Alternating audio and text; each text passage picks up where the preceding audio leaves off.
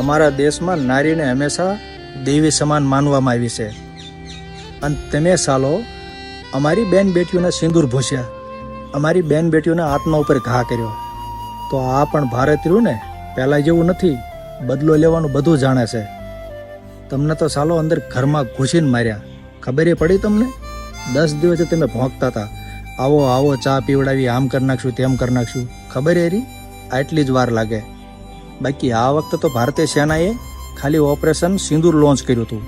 બાકી હવે કાંઈ સાળો કર્યો ને તો તમને પ્રેગ્નેન્ટ પણ કરી દીશે, એટલું યાદ રાખજો.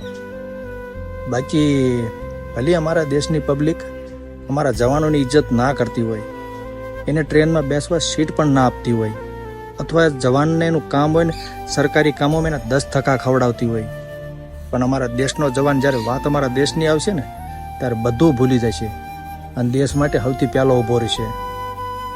બાકી તમે સાચા દેશભક્ત હોય ને તો કમેન્ટમાં જય હિન્દ જરૂર લખી નાખજો. જય હિન્દ.